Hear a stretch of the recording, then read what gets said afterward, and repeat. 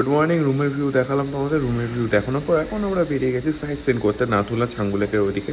তো এখন আমরা আমাদের যে ট্যাক্সি স্ট্যান্ড আছে ওখানটা অবধি যাবো, দেন ওখান থেকে আমাদের যে বুক করা রয়েছে সেই ক্যাবটা আছে, সেই ক্যাবের সাথে আমরা এগিয়ে যাবো। তো ভিডিওটা দেখতে হবে। আজকে হবে হচ্ছে মেন অ্যাক্টিভিটিতে, আজকে যেখানে আমরা পুরো গ্যাংটকটাকে প্রপারলি এক্সপ্লোর করবো অ্যান্ড এনজয় করবো। আই হোপ ভিডিওটা এখন অবধি ঠিকঠাক লাগছে।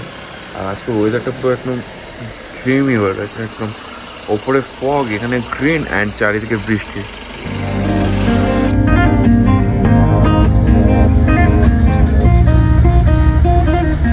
না, আমার পেছনে যে বিল্ডিংটা দেখা যাচ্ছে সেখানে চাইনিজ বোর্ডে চাইনিজ লেটারে লেখা রয়েছে, অ্যান্ড ওখানে চায়না যে ফ্ল্যাগ সেটাও দেখা যাচ্ছে। আর আমার লেফট সাইডে যে বিল্ডিংটা রয়েছে পুরো সেটা চায়না আন্ডারে আছে। তো বিল্ডিংটা এখানে দেখাও, এই যে পুরো বিল্ডিংটা এটা চায়নার মধ্যে পড়ছে। আর আমার যে রাইট সাইডে যে পুরো পার্টটা রয়েছে সেই রাইট সাইডের পুরো পার্টটা আমাদের ইন্ডিয়ার মধ্যে পড়ছে, অ্যান্ড যে ভ্যালিটা রয়েছে সেটাও ইন্ডিয়ারই পার্ট। বাট ওখানে যে ওই লাইট হাউসের মতো দেখা যাচ্ছে ওপরে, right that's from China.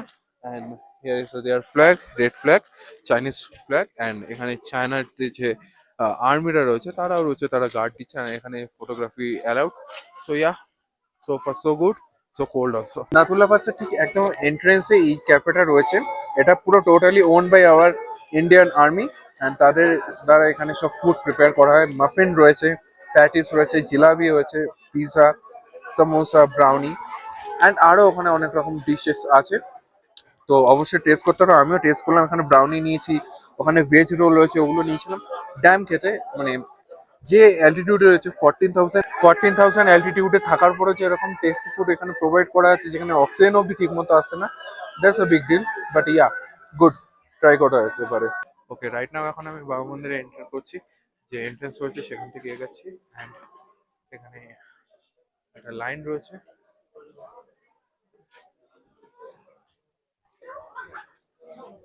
Just a correction, আমি লঙ্গার হলের দিকে চলে গেছিলাম।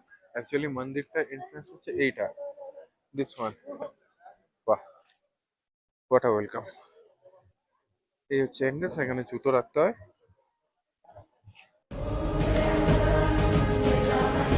রাইট নাও আমি বাবা মন্দিরের আউটসাইডে বসে আছি। অ্যাকচুয়ালি আমি ভেতরে গিয়ে বেশি শুট করিনি, তার কারণ হচ্ছে ভেতরে যে এনভায়রনমেন্টটা ছিল সেটা খুব পিসফুল অ্যান্ড কাম, স্পিরিচুয়াল টাইপের এনভায়রনমেন্ট ছিল। তো আমি সেখানে ভিডিও করে সেটাকে ডিস্টার্ব করতে চাই না। তো আমি চাই তোমরাও এখানে আসো, এসে জায়গাটা এক্সপিরিয়েন্স করো। অ্যান্ড ভেতরে এক্সপিরিয়েন্স করার পর বেশ কাম অ্যান্ড পিসফুল তোমাদের ফিল হবে।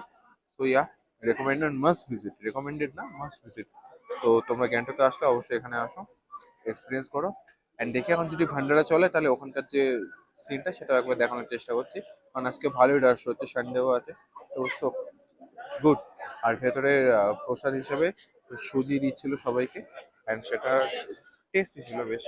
এখানে ভালো ব্যাপারটা হচ্ছে এখানে আমাদের আর্মি পার্সন যারা আছে, আর্মি পার্সন অ্যান্ড যারা সিভিলিয়ান, তো তারা সবাই একসাথে একই জায়গাতে বসে এখানে খাচ্ছে। অ্যান্ড এখানে অর্গানাইজ রয়েছে জায়গাটা, বাট একটু ছোট বলে একটুখানি কনজেস্টেড রয়েছে।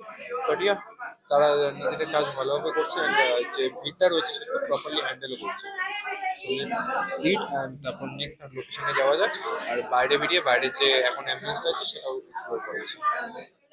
যে লাঙ্গার ছিল ওখান থেকে আমরা আজকে পুরি নিয়েছি, রাইস ছিল, রাইসটা নিয়ে এখানে পায়েস আছে, এখানে ভাজি আছে, এখানে তরকারি রয়েছে একটা। রাইট নাও আমরা বাবা মন্দির থেকে আসলাম ছাঙ্গু লেকে। কিছুটা টাইম লাগলো, অ্যান্ড ছাঙ্গু লেকে আজকে এখানে জল পুরো একদম ক্লিয়ার রয়েছে। আর ওয়েদার দেখতে গেলে এই যে এরকম বৃষ্টি হচ্ছে। আর ছাঙ্গু লেকটা কেমন দেখাচ্ছে সেটা আমি দেখাচ্ছি। অনেক রকম ইয়াক রয়েছে, লোকে এখানে পিকচার নিচ্ছে, অ্যান্ড এই পুরো ভ্যালি ভিউ রয়েছে, আর সাথে হচ্ছে ছাঙ্গু লেক। এটা শীতকালে জমে যায়, আর এখানে অনেক টাইমে বোটিং অ্যাক্টিভিটিও করানো হয়, বাট এখন আপাতত হচ্ছে না। আর ইয়াকটা পুরো জায়েন্ট সাইজের ইয়াক কাছে, ইয়াকের সাথে ছবি তুলতে পারো তোমরা চাইলে।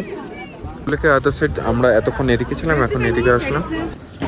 ছাঙ্গু লেক থেকে ঘুরে তারপর আমরা একটুখানি মাঝখানে দাঁড়িয়েছিলাম লাঞ্চ করার জন্য। লাঞ্চে তো সেরকম কিছু পাইনি, বাট ওই মোমো, ম্যাগি, ওই সব অ্যান্ড কফি পেয়েছিলাম। দেন তারপর আমরা আবার গ্যাংটকের দিকে ফেরত আসলাম।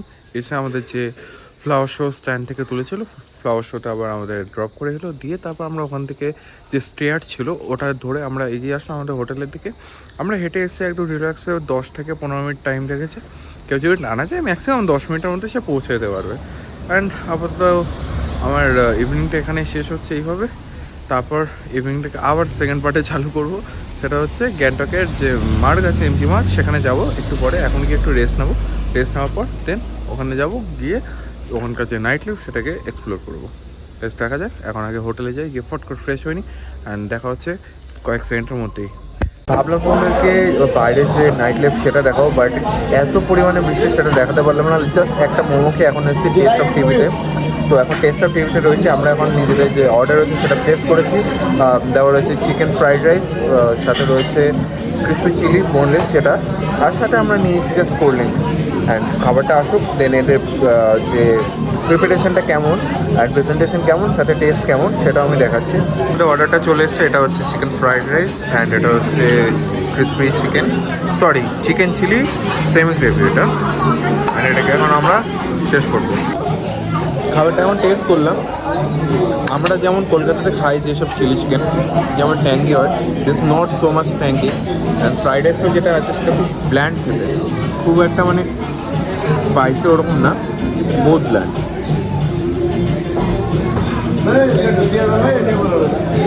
ভেজিস বাগেরা সব আছে, ভেজিটেবল ফুল রয়েছে এটার মধ্যে, বাট ইয়া ট্যাঙ্গিনেস কম।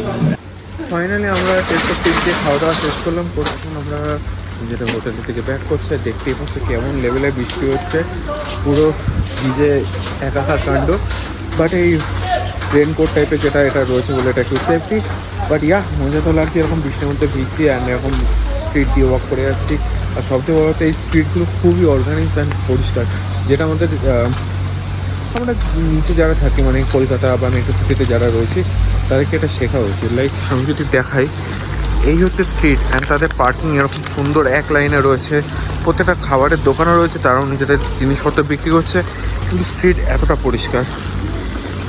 এমনি এমনি সিকিমকে ইন্ডিয়ার ক্লিনেস্ট স্টেট বলা হয় না। তো ঘড়িতে এখন টাইম বাজে হচ্ছে 6:30, আর এখন আমি আছি হচ্ছে আমাদের গ্যাংটকের যে স্টে রয়েছে সেখানে। অ্যান্ড আমাদের রুম থেকে আজকের ভিউটা হচ্ছে এরকম কিছুটা, লাইক দিস। চারিদিকে ফগ অ্যান্ড ফগ। কালকে যে এই জায়গাটা ভ্যালি দেখা যাচ্ছিলো, ভ্যালিটা পুরো কভার হয়ে গেছে, আশেপাশে পুরো ঘন ফগে ভর্তি হয়ে গেছে।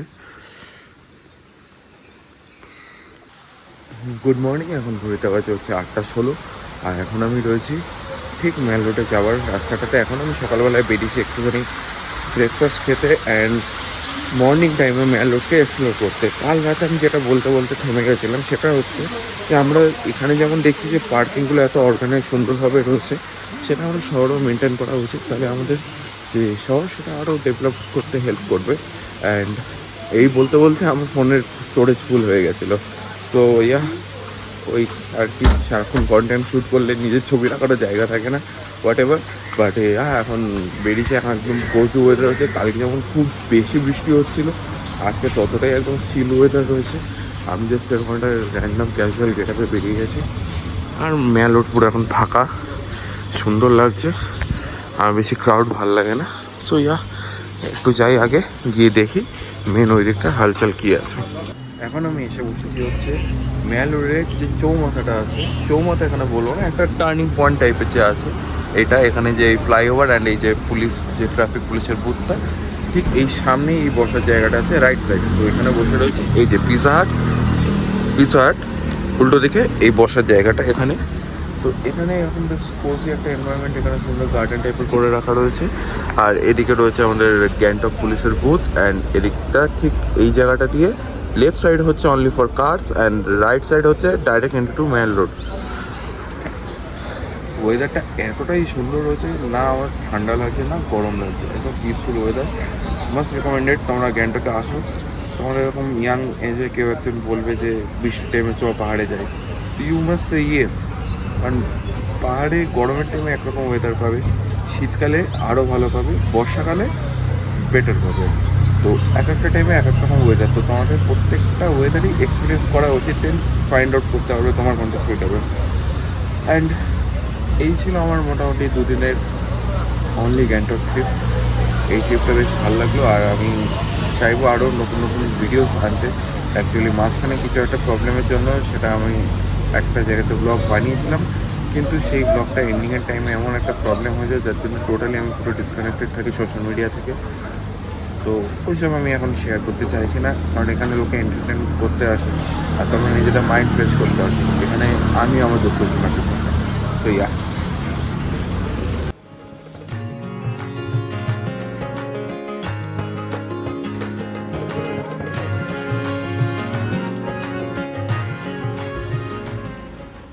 আমি আগরওয়াল সুইটস থেকে আজকের জন্য যে ব্রেকফাস্ট সেটা আমি প্যাক করে নিয়েছি।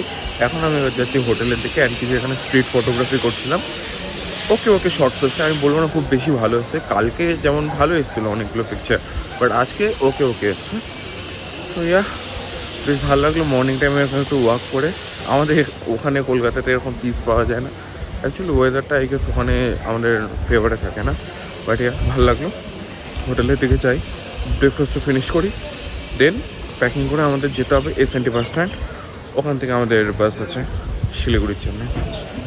তো এইভাবে ট্রিপটা আমাদের এন্ডের দিকে চলে এসছে, বাট এখনও পুরো এন্ড হয়নি যতক্ষণ আমরা কলকাতা নামছি।